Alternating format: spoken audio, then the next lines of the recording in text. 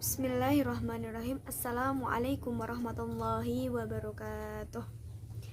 Saya Mahfira Wijayanti dengan NIM 4304002000168. Di sini saya akan mereview film yang berjudul Jembatan Pensil yang disutradarai oleh Hasto Broto yang berdurasi sekitar 1 jam 33 menit 51 detik.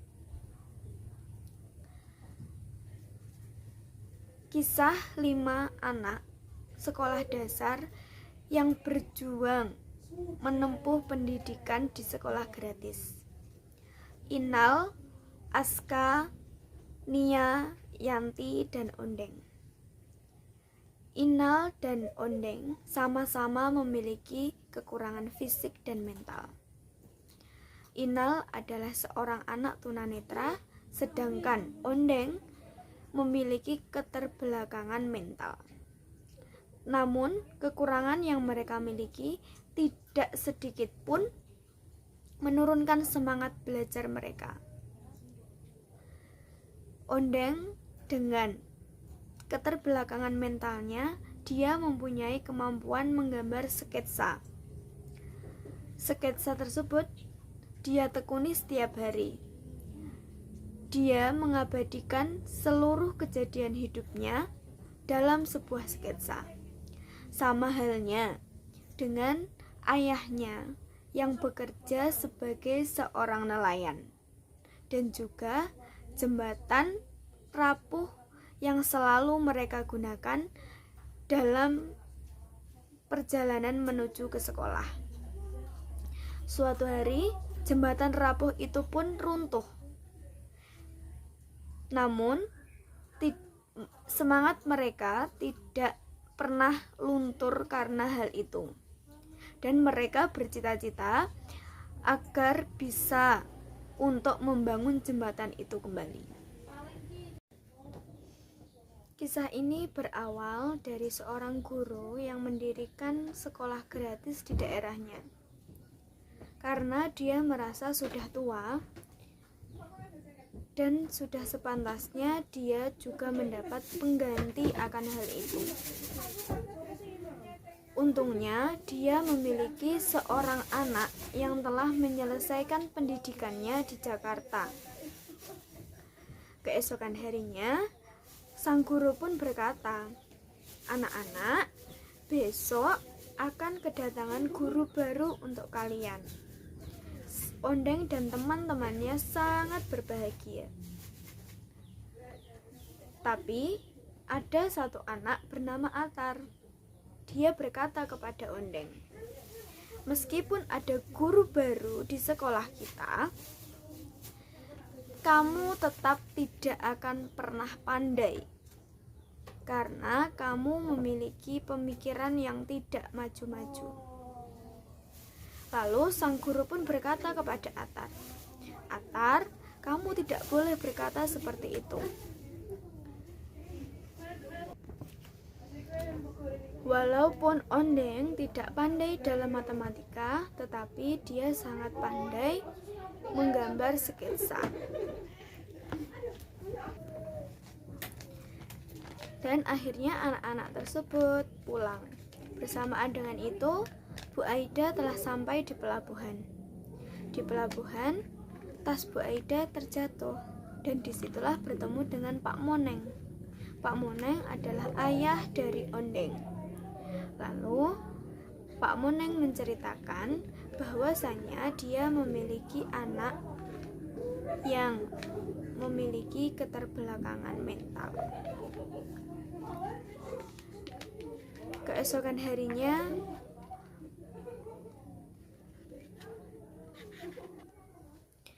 Ondeng sangat terpukul karena harus kehilangan ayahnya yang meninggal di laut karena berlayar. Dia merasa sangat takut dan dia merasa sangat sendirian. Sudah tidak ada lagi pelindung baginya. Lalu datanglah Gading. Gading adalah nelayan muda yang ditolong oleh ayah Ondeng, dan dia merasa hal yang sama seperti Ondeng. Maka dari itu, Gading pun berjanji untuk merawat dan menjaga Ondeng dengan baik. Ondeng dan teman-temannya selalu berjalan melewati jembatan rapuh, dan pada akhirnya jembatan rapuh itu runtuh. Meskipun mereka mendapat musibah itu, mereka tidak pernah menyerah untuk bisa sampai ke sekolah. Setelah jembatannya runtuh, Gading pun yang menggendong mereka satu persatu agar bisa sampai menyeberangi sungai tersebut. Begitu banyak perjuangan yang dilakukan Gading untuk Ondeng dan teman-temannya. Dengan bantuan Gading, Bu Aida pun mengajak anak-anak untuk belajar dari alam. Ondeng terus memvisualisasikan cita-citanya untuk membangun jembatan tersebut. Dalam cerita ini, Gading dikenal sebagai seorang yang berpengetahuan tinggi sehingga dia dapat memberikan ilmunya kepada anak-anak di sekolah tersebut. Ketakutan dan pemikiran Ondeng yang memiliki keterbelakangan mental tersebut menjadikan dia lepas kendali, karena dia mengingat akan kejadian hal yang menimpa ayahnya. Dia ingat kepada ayahnya yang telah meninggal hilang di laut. Akhirnya dia pun berteriak memanggil ayahnya. Lalu dia menaiki perahu dan menuju ke arah laut tanpa memikirkan bahaya yang akan terjadi. Lalu setelah itu, Gading pun menyusul Ondeng dengan segera. Tetapi Tuhan berkata lain. Akhirnya Ondeng pun tenggelam dan tidak dapat diselamatkan.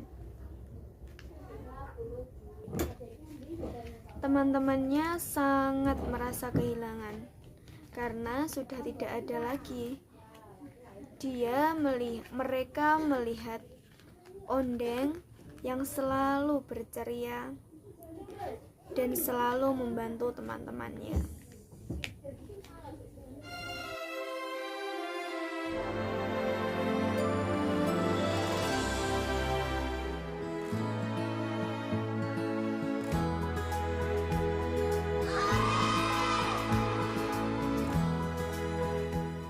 Saya selalu teringat dengan anak saya si Ondeng. Meskipun dia memiliki keterbelakangan, tapi bagi saya, dia itu adalah anugerah yang terindah dari Allah.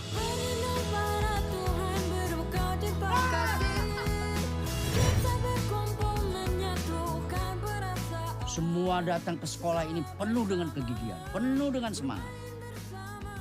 Walaupun rumahnya jauh dari sekolah, tetapi mereka semangat meskipun penuh sekali tantangan. Hati-hati! Awas!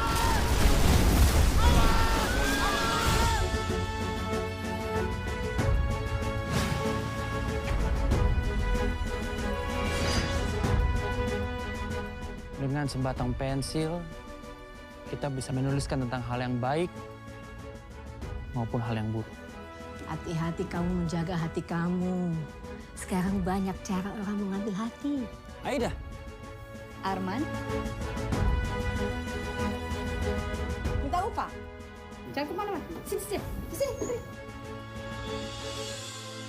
Nagari! Mama mana?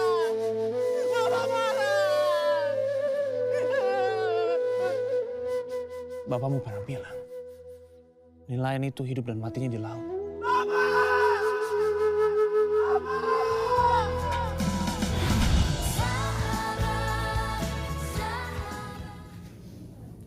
Sekian review film dari saya. Kurang lebihnya saya mohon maaf. Assalamualaikum warahmatullahi wabarakatuh.